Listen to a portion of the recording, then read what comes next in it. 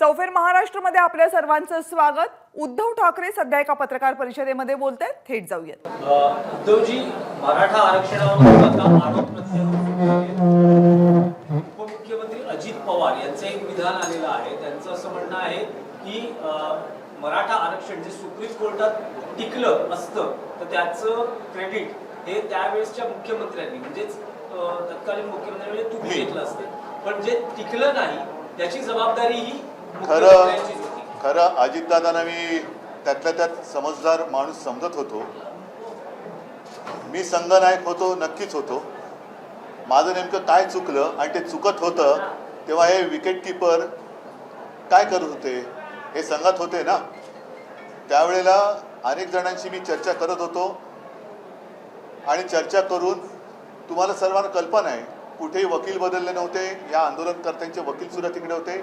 महत्त्वाचा मुद्दा काय की आत्ता जी काही डोकी फोडले त्याचं श्रेय मग ते जर का अपश्रेय मला देणार असाल तर आत्ता हे डोकी फोडली त्याचं श्रेय या सगळ्यांनी टीमवर्क म्हणून स्वीकारलं पाहिजे। आणि मी तर गृहमंत्र्यांचा राजीनामा मागितला होता, पण मला असं वाटतं की या एक हात दोन फूल तिघांनी राजीनामा द्यायला पाहिजे, कारण हे जो दोष आहे हा त्यांच्या टीमचा आहे। आजपर्यंत एवढ्या निर्गुणपणाने सरकार वागलं होतं असं माझ्या नजीकच्या काळात आलेलं नाही। एकूणच हे तीन तिघाडी सरकार आहे, ट्रिपल इंजिन, ते एवढ्या निर्गुणपणाने कारभार करते की कोणीही न्याय हक्कासाठी रस्त्यावरती यायचं नाही। आलं तर आम्ही डोकी फोडून टाकू, माता भगिनी बघणार नाही, वय बी काही बघणार नाही, घरात घुसून मारू, हाच संकेत त्यांनी तो दिलेला आहे। आणि याचा प्रत्यय आपल्याला बारसूमध्ये आला होता। बारसूत मला असं वाटतं माझ्यासोबत आपणही आला होता, तिथे सुद्धा असाच प्रकार घडला होता। महिला वगैरे न पाहता निर्गुणपणाने लाठीमार केला होता। जे सरकार स्वतःला हिंदुत्ववादी मानतं ते वारकऱ्यांवरती लाठ्या मारतं हे मला तरी पटत नाही।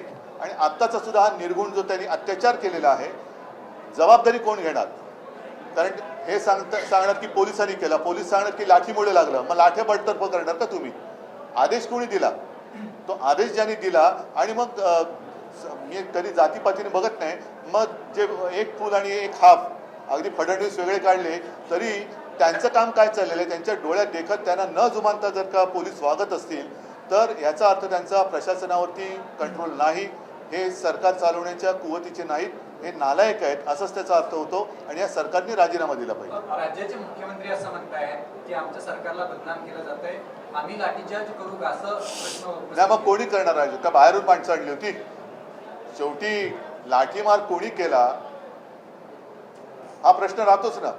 आणि लाठीमार केल्यानंतर संघ नायक म्हणून तुम्ही जबाबदारी माझ्यावरती त्यावेळीची टाकणार असाल तर आत्ताची यांनी स्वीकारली पाहिजे। आणि बारसूत मग लाठीमार कोणी केला होता? आता सुद्धा ही डोकी फोडली सत्य ना, रक्त सांडले सत्य आहे। आणि त्या आंदोलकांना मी भेटलोय, त्यांच्या हवेत पण गोळीबार केला, तुम्ही अश्रुधूर मारलेले आहेत। मग हे कोण? ही जर शांतपणाने उपोषणाला बसलेली लोक होती, शाळकरी एक तो शाळकरी मुलगा तो घरी चाललेला शाळेतून, त्याला मारलं, तो पडला तरी सुद्धा त्याला पिटलं, तर ही शेवटी जबाबदारी या सरकारची। लाठी आम्ही मारू का म्हणजे एवढं साळसूत तुम्ही मागायला लागलात? म्हणजे हे फार हास्यास्पद आहे आणि अत्यंत निर्गुणपणाने काम करतायत। म्हणजे थोडक्यामध्ये काय, पुन्हा एकदा सांगतो की यापुढे महाराष्ट्रात कोणी न्याय हक्कासाठी जर आंदोलन केलं तर आम्ही डोकी फोडून टाकू आणि जबाबदारी घेणार नाही असा त्याचा अर्थ झाला। तुम्ही वारंवार मागणी करतात आता या घटनेनंतर की सरकार मराठा आरक्षणासंदर्भात वटहुकूम का नाही काढलं पाहिजे त्यांनी। आज फडणवीस यांचं त्यावर असं विधान आहे की जेव्हा सुप्रीम कोर्टात आरक्षण टिकलं नाही त्यानंतर उद्धव ठाकरे 1 वर्ष मुख्यमंत्री होते, त्यांनी वटहुकूम का नाही काढला? मला देवेंद्र फडणवीसांचं ज्ञान एवढं तोकडं असेल असं मला वाटलं नाही। वटहुकूम याबाबत काढण्याचा अधिकार संसदेला आहे। सुप्रीम कोर्टाचा निर्णय जसा दिल्लीतला वटहुकूम दिल्ली सरकारने फिरवला का नाही? तो केंद्राने फिरवला, हा अधिकार केंद्राचा आहे। आणि मला वाटतं देवेंद्र थोडं तरी मी त्यांना समजवतो, आता तर असं वाटतं की ते बिलकुल मंत्रालयाच्या आजूबाजूला फिरकण्याच्या पण कुवतीचे नाही। जर वटहुकूम सुप्रीम कोर्टाच्या विरुद्ध राज्य सरकार काढायला लागली तर त्यांनी घटनेचा अभ्यास केलेलाच नाही।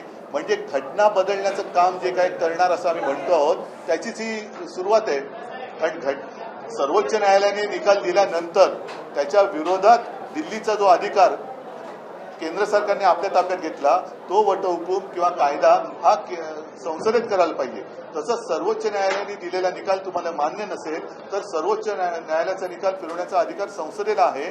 तर खास अधिवेशन तुम्ही घेता त्या अधिवेशन तुम्ही तो काढा.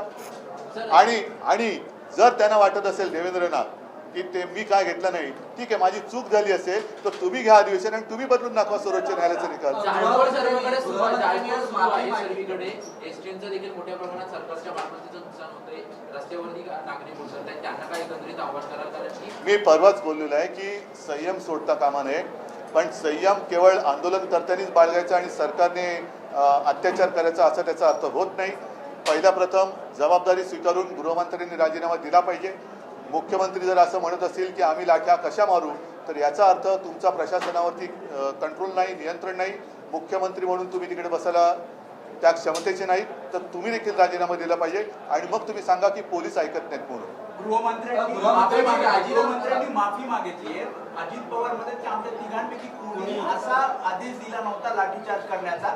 मग विरोधक राजकारण करतोय. नाही, पण अरे, त्याबद्दलचं ऐका, विधान असं आहे ऐका, की जर ऐका, पुराव्यांनी ऐका, सिद्ध केलं, एक तर आम्ही राजकारण सोडून देऊ. असे पुरावे त्यांना म्हणा की तुमच्याबद्दल सुद्धा ज्यांनी भ्रष्टाचाराचे आरोप केले होते त्यांच्याकडे सुद्धा पुरावे होते, तरी सुद्धा तुम्हाला घेऊन त्यांनी उपमुख्यमंत्री केले, तर त्यांच्याकडे पुरावे मागा ना पहिले तुमच्या भ्रष्टाचाराचे. हे पुरावे तुम्ही म्हणताय, तर स्वतः पंतप्रधान बोलले होते की सगळ्या 70,000 कोटीचा घोटाळा केला, तर पंतप्रधानांकडे तुमच्या घोटाळ्याचे पुरावे मागा. आणि परत सांगतो की जर त्यांचं म्हणणं असेल की लाठीमाराचा आदेश त्यांनी दिला नाही, तर याचा अर्थ त्यांचा प्रशासनावरती वचक नाही. मी मुख्यमंत्री होतो, माझ्या वेळेला काही आंदोलनं झाली होती, अगदी मराठा समाजाने सुद्धा उपोषण केलं होतं, पण कुठेही लाठीमार झाला नव्हता, जातीय दंगली मी होऊ दिल्या नव्हत्या. ज्या वेळेला कोणत्याही आंदोलकांनी माझ्याकडे भेटण्याची वेळ मागितली, त्यांच्याबरोबर मी किंवा माझ्या मंत्रिमंडळातले सिनियर मंत्री, मग हे आत्ताची ते पण असतील, हे भेटून त्याने आम्ही मार्ग काढला होता. माफी मागितली, हे कुठेतरी उशिरा सुचलेलं शहाणपण म्हणायचं. नाही, माफी मागितली याचा अर्थ काय? तुम्ही बारसूची माफी मागितलीत का? बारसूच्या लाठीमाराची आता तुम्ही हे करताय म्हणजे तुमच्या अंगलट आले हे तुम्हाला कळलंय. कारण आता जनता ऐकणार नाही. रस्ती जे काही चाललेलं आहे हे त्यांना आता पुढे राज्यकारभार करणं कठीण झालेलं आहे, म्हणून ते एक मलमपट्टी लावण्याचा प्रकार आहे. पण आत्ता सुद्धा तुमच्याशी बोलताना मला तिथल्या जखमी झालेली ती महिला आहे, इतर लोक आहेत, ते सगळे दिसत आहेत. कोणावरती तुम्ही ते छऱ्यांच्या बंदुकाने फायर केलेलं आहे. म्हणजे छऱ्या म्हणजे मला असं वाटतं 12 बोर, म्हणजे हे तिकडे अतिरेक्यांच्या विरुद्ध वापरले गेलेल्या बंदुका, गोळ्या इकडे वापरता तुम्ही. मी ते एक्सरे सुद्धा पाहिले, त्यांच्या डोक्यामध्ये छरे घुसलेले होते. कोणाचं नाक फोडून टाकले, कोणाचे डोकं फोडून टाकले, आणि नुसती माफी मागून त्यांना काही टाके पडणार आहेत तिकडे?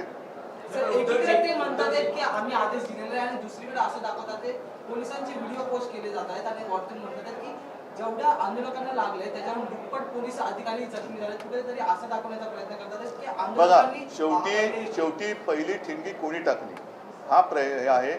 आंदोलन तिकडे 4 दिवसापासून सुरू होतं. त्या आंदोलनामध्ये कुठेही अशी काही पेटवापेटवीची भाषा झालेली नव्हती. अचानक मला जी काय माहिती मिळाली त्यावेळेला जेव्हा ही घटना घडली तेव्हा अचानक पोलीस फोर्स आला आणि त्या जरांगे पाटलांना त्यांची तब्येत बिघडली म्हणून घेऊन जायला मागे लागले, तेव्हा ती वाचाबाची झाली. आणि अचानक असं त्यांचं म्हणणं आहे की एका पोलीस अधिकाऱ्याला वरून फोन आला आणि लाठीमार सुरू झाला. आता ही कोणच बाहेर येणार नाही, कारण यांनी शेवटी त्या अधिकाऱ्यांनाही लटकवणार. मग मी म्हणतो अधिकाऱ्यांनी तरी का लटकवत्या? त्या लाठ्याना हे करा ना, लाठ्याना मारा मग घेऊन, कारण लाठ्या लागल्यात त्यांना. हा कुठला प्रकार आहे? सुप्रीम कोर्टात किंवा कोर्टामध्ये आरक्षण टिकत नाही. राज्यकर्ते म्हणतात की आम्ही समित्या बनवल्यात, अभ्यास केला जाईल. काही नेते जाऊन असं म्हणतायत की हे कायद्याच्या चौकटीत नाही बसणार आहे. तुम्हाला काय वाटतं की खरंच सुप्रीम कोर्ट किंवा प्रश्न तो नाहीये. मराठा समाजाला आरक्षण मिळू शकतं का? काय माझं मत असं आहे की तुम्हाला मोकळेपणाने प्रामाणिकपणे जे तुमच्या आवाक्याचं आहे तेवढं तर बोला. लाठ्या कशाला चालवता? माझा जो आक्षेप आहे तो ज्या पद्धतीने यांनी लाठीमार निर्घुणपणाने केलेला आहे त्याला माझा आक्षेप आहेच. आणि सुप्रीम कोर्टाने निकाल दिल्यानंतर ती न्यायालयीन लढाई आपण लढतो आहोत. तो जर निर्णय फिरवायचा आहे तो निर्णय फिरवण्याचा अधिकार संसदेला आहे. योगायोगाने गणपतीच्या दरम्यानच म्हणजे गणेशोत्सव बाजूला ठेवून अशी कोणती पंतप्रधानांना अशी एक निकट लागली की एक खास अधिवेशन बोलवायचं. तर खास अधिवेशन बोलवत आहात तर तुम्ही सगळ्या समाजाचे जे काय आरक्षणाचे प्रश्न आहेत, मग त्याच्यात मराठा असेल, धनगर असेल, ओबीसीची जनगणना असेल, जे काय असतील नसतील ते सगळे हे खास अधिवेशनात घ्या ना, नाही तर खास कशाला घेत आहे. उद्धव जी हिंदी में जाना चाहेंगे. फडणवीस जी ने आप पर आरोप लगाया कि जब आप मुख्यमंत्री थे आपकी तरफ से इतना एक्शन नहीं लिया गया, इसको लेकर आप मैंने ऐसी एक्शन ली ही नहीं थी, यही तो मेरा कहना है. ऐसी लाठीचार्ज की एक्शन मैंने कभी नहीं ली थी, इन्होंने ली है. जब भी उस वक्त आंदोलन होते थे या हो गए, उस वक्त हम लोगों ने उनके साथ संवाद किया था और संवाद साधने के बाद वो जो आंदोलन था वो उन्होंने पीछे लिया था. ठीक है, चला धन्यवाद. तर मोठी बातमी दाखवा नीट सगळ्यांनी. लाठीमाराची जबाबदारी घेऊन गृहमंत्र्यांनी राजीनामा द्यावा अशी मागणी उद्धव ठाकरे यांनी केली आणि काही वेळापूर्वीच घेतलेल्या पत्रकार परिषदेमध्ये गृहमंत्री देवेंद्र फडणवीस यांनी या लाठीमाराबाबत माफी मागितली होती, पण अंगलट आलंय म्हणून माफी मागितली असं उद्धव ठाकरे यांनी त्यावर बोलताना म्हटलं.